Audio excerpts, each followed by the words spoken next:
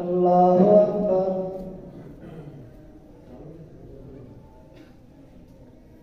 الحمد لله رب العالمين الرحمن الرحيم مالك يوم الدين إياك نعبد وإياك نستعين اهدنا الصراط المستقيم صراط الذين أنعمت عليهم غير المغضوب عليهم ولا الضالين.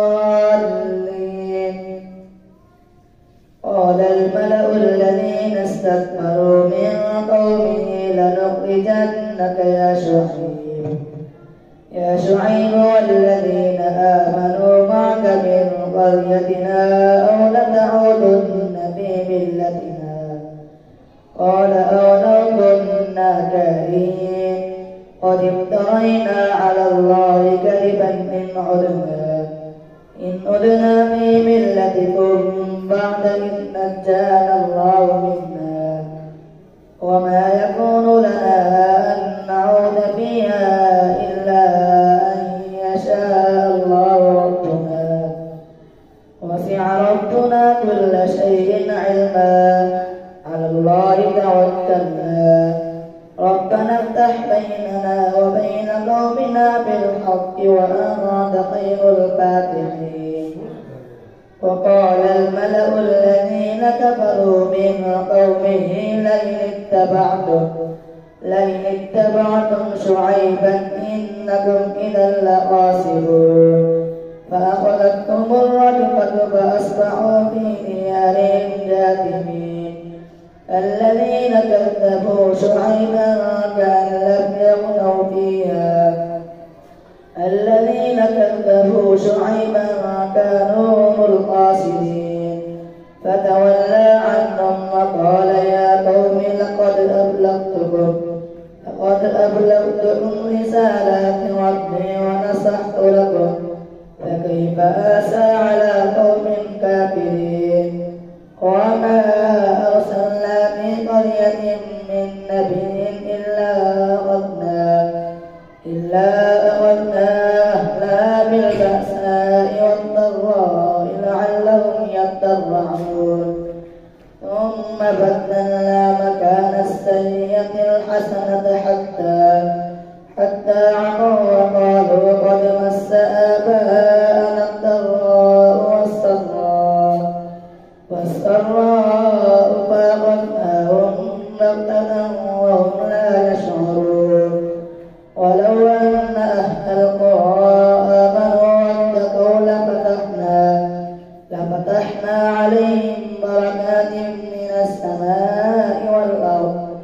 والأرض ولكن كذبوا فأخذناهم بما كانوا يكسبون. أفأمن أهل القرى أن يأتيهم بأسنا بيانا وهم نائمون أوأمن أهل القرى أن يأتيهم بأسنا ضحى وهم يلعبون أفأمنوا مكر الله فلا يأمن مكر الله إلا القوم الخاسرون. أولم يهد للذين يرثون الأرض من بعد أهلها أن لو نشاء أصبناهم بذنوبهم ونطبع على قلوبهم فهم لا يسمعون. تلك القرى نقص عليك من أنبائها ولقد جاءتهم رسلهم بالبينات فما كانوا ليؤمنوا بما كذبوا من قبل كذلك يطبع الله على قلوب الكافرين. وما وجدنا لأكثرهم من عهد وإن وجدنا أكثرهم لفاسقين. ثم بعثنا من بعدهم موسى بآياتنا إلى فرعون وملئه فظلموا بها فانظر كيف كان عاقبة المفسدين. وقال موسى يا فرعون إني رسول من رب العالمين حقيق على ألا أقول على الله إلا الحق قد جئتكم ببينة من ربكم فأرسل معي بني إسرائيل قال إن كنت جئت بآية فأت بها إن كنت من الصادقين فألقى عصاه فإذا هي ثعبان مبين ونزع يده فإذا هي بيضاء للناظرين قال الملأ من قوم فرعون إن هذا لساحر عليم يريد أن يخرجكم من أرضكم فماذا تأمرون قالوا ارجع وأرسل في المدائن حاشرين يأتوك بكل ساحر عليم وجاء السحرة فرعون قالوا إن لنا لأجرا إن كنا نحن الغالبين قال نعم إنكم لمن المقربين قالوا يا موسى إما أن تلقي وإما أن نكون نحن الملقين قال ألقوا فلما ألقوا سحروا أعين الناس واسترهبوهم وجاءوا بسحر عظيم وأوحينا إلى موسى أن ألق عصاك فإذا هي تلقف ما يأفكون فوقع الحق وبطل ما كانوا يعملون فغلبوا هنالك وانقلبوا صاغرين وألقي السحرة ساجدين قالوا آمنا برب العالمين رب موسى وهارون قال فرعون وما آمنتم به قبل أن آذن لكم إن هذا لمكر مكرتم في المدينة لتخرجوا منا أهلها سوف تعلمون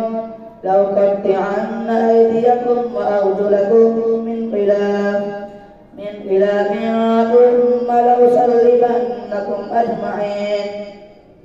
قالوا إنا إلى ربنا منقلبون وما تنقم منا إلا أن آمنا بآيات ربنا لما جاءتنا ربنا أفرغ علينا صبرا وتوفنا مسلمين فقال الملأ من قوم فرعون أتذر موسى وقومه ليفسدوا في الأرض ويذرك وآلهتك قال سنقتل أبناءهم ونستحيي نساءهم وإنا فوقهم قاهرون قال موسى لقومه استعينوا بالله واصبروا إن الأرض لله يورثها من يشاء من عباده والعاقبة للمتقين قالوا أوذينا من قبل أن تأتينا ومن بعد ما جئتنا قال عسى ربكم أن يهلك عدوكم ويستخلفكم في الأرض فينظر كيف تعملون ولقد أخذنا آل فرعون بالسنين ونقص من الثمرات لعلهم يذكرون فإذا جاءتهم الحسنة قالوا لنا هذه وإن تصبهم سيئة يطيروا بموسى ومن معه ألا إنما طائرهم عند الله ولكن أكثرهم لا يعلمون وقالوا مهما تأتنا به من آية لتسحرنا بها ما نحن لك بمؤمنين فأرسلنا عليهم الطوفان والجراد والقمل والضفادع والدم آيات مفصلات فاستكبروا وكانوا قوما مجرمين ولما وقع عليهم الرجز قالوا يا موسى ادع لنا ربك بما عهد عندك لئن كشفت عنا الرجز لنؤمنن لك ولنرسلن معك بني إسرائيل فلما كشفنا عنهم الرجز إلى أجل هم بالغوه إذا هم ينكثون فانتقمنا منهم فأغرقناهم في اليم بأنهم كذبوا بآياتنا وكانوا عنها غافلين فأورثنا القوم الذين كانوا يستضعفون مشارق الأرض ومغاربها التي باركنا فيها وتمت كلمة ربك الحسنى على بني إسرائيل بما صبروا ودمرنا ما كان يسمع فرعون وقومه وما كانوا يعرشون وجاوزنا ببني إسرائيل البحر فأتوا على قوم يعكفون على أصنام لهم قالوا يا موسى اجعل لنا إلها كما لهم آلهة قال إنكم قوم تجهلون إن هؤلاء متبر ما هم فيه وباطل ما كانوا يعملون قال أغير الله أبغيكم إلها وهو فضلكم على العالمين وإذا آتيناكم من آل فرعون يسومونكم سوء العذاب يقتلون أبناءكم ويستحيون نساءكم وفي ذلكم بلاء من ربكم عظيم. الله أكبر.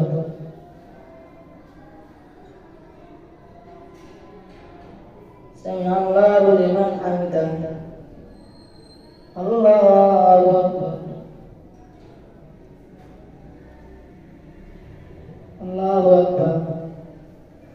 الله أكبر. الله أكبر. الحمد لله رب العالمين الرحمن الرحيم مالك يوم الدين إياك نعبد وإياك نستعين اهدنا الصراط المستقيم صراط الذين أنعمت عليهم غير المغضوب عليهم ولا الضالين. ووعدنا موسى 30 ليلة وأتممناها ب10 فتم ميقات ربه 40 ليلة. فقال موسى لأخيه هارون اخلفني في قومي وأصلح ولا تتبع سبيل المفسدين.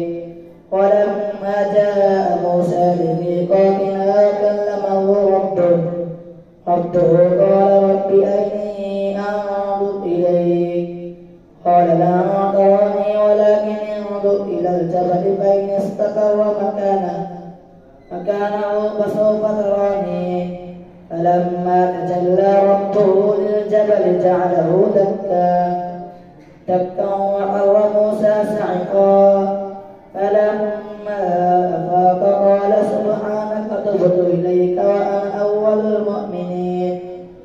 قال يا موسى إني اصطفيتك على الناس برسالاتي وبكلامي خذ ما آتيتك وكن من الشاكرين. فكتبنا له في الألواح من كل شيء موعظة وتفصيلا لكل شيء فخذها بقوة وأمر قومك يأخذوا بأحسنها سأريكم دار الفاسقين.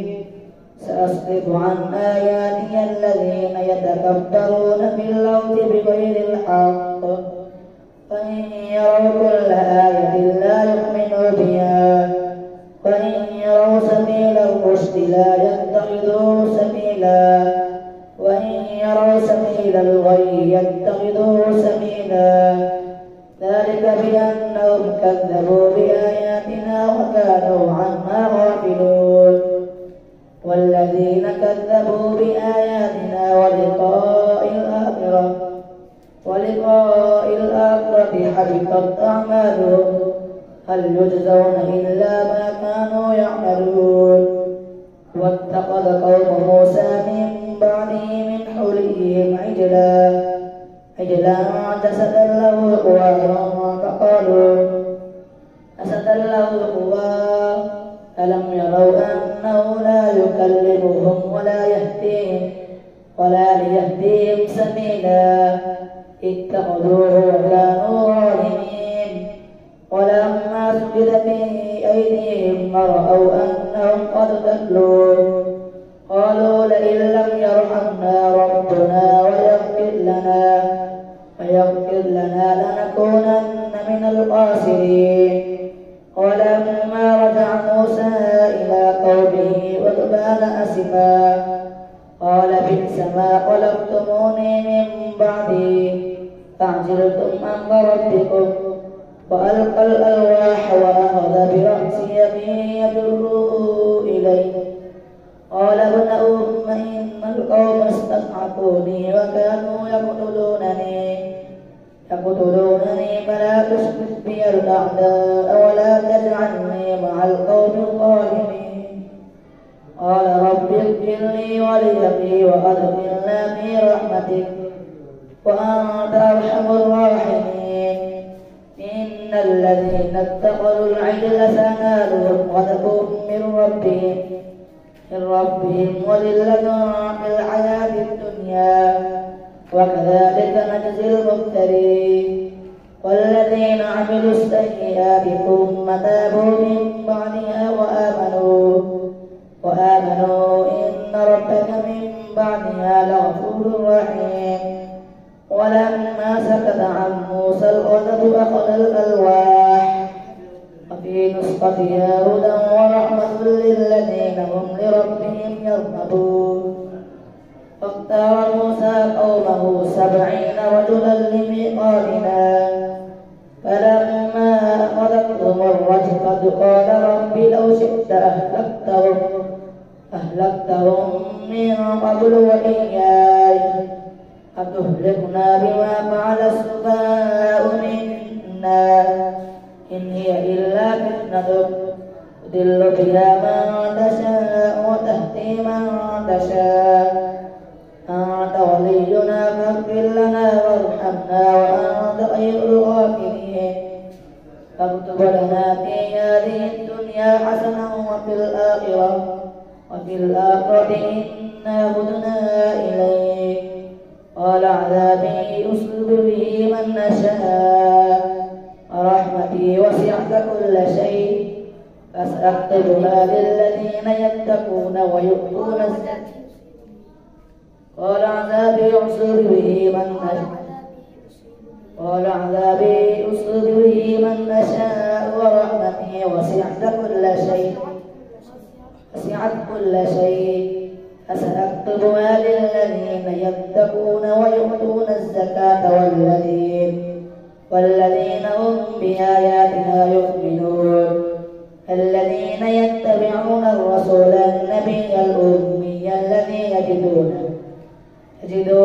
مكتوبا عندهم في التوراة والإنجيل يأمرهم بالمعروف وينهاهم عن المنكر ويحل لهم الطيبات ويحرم عليهم الخبائث ويضع عنهم إصرهم والأولاد التي كانت عليهم فالذين آمنوا به وعزروه ونصروه واتبعوا النور الذي أنزل معه أولئك هم المفلحون قل يا أيها الناس إني رسول الله إليكم جميعا الذي له ملك السماوات والأرض لا إله إلا هو يحيي ويميت فآمنوا بالله ورسوله النبي الأمي الذي يؤمن بالله وكلماته واتبعوه لعلكم تهتدون ومن قوم موسى أمة يهدون بالحق وبه يعدلون فقطعناهم 12 أسباطا أمما وأوحينا إلى موسى إذ استسقاه قومه أن اضرب بعصاك الحجر فانبجست منه 12 عينا قد علم كل أناس مشربهم وظللنا عليهم الغمام وأنزلنا عليهم المن والسلوى كلوا من طيبات ما رزقناكم وما ظلمونا ولكن كانوا أنفسهم يظلمون ما ظلمونا ولكن كانوا أنفسهم يظلمون وإذ قيل لهم اسكنوا هذه القرية وكلوا منها حيث شئتم فقولوا حطة وادخلوا الباب سجدا نغفر لكم خطيئاتكم سنزيد المحسنين فبدل الذين ظلموا منهم قولا غير الذي قيل لهم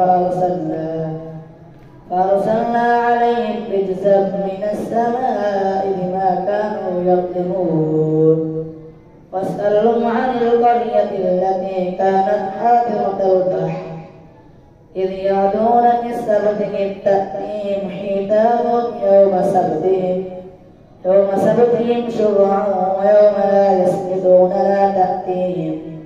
كذلك نبلوهم بما كانوا يفسقون وإذ قالت أمة منهم لم تعظون قوما الله مهلكهم أو معذبهم عذابا شديدا قالوا معذرة إلى ربكم ولعلهم يتقون فلما نسوا ما ذكروا به أنجينا الذين ينهون عن السوء وأخذنا الذين ظلموا بعذاب بئيس بما كانوا يفسقون فلما عتوا عما نهوا عنه قلنا لهم كونوا قردة خاسئين وإذ تأذن ربك ليبعثن عليهم إلى يوم القيامة من يسوهم سوء العذاب إن ربك لسريع العقاب وإنه لغفور رحيم فقطعناهم في الأرض أمما منهم الصالحون ومنهم دون ذلك وبلوناهم بالحسنات والسيئات لعلهم يرجعون فخلف من بعدهم خلف ورثوا الكتاب يأخذون عرض هذا الأدنى ويقولون سيغفر لنا وإن يأتهم عرض مثله يأخذون ألم يؤخذ عليهم ميثاق الكتاب أن لا يقولوا على الله إلا الحق ودرسوا ما فيه والدار الآخرة خير للذين يتقون أفلا تعقلون والذين يمسكون بالكتاب وأقاموا الصلاة إنا لا نضيع أجر المصلحين وإذ نتقنا الجبل فوقهم كأنه ظلة وظنوا أنه واقع بهم خذوا ما آتيناكم بقوة واذكروا ما فيه لعلكم تتقون الله أكبر.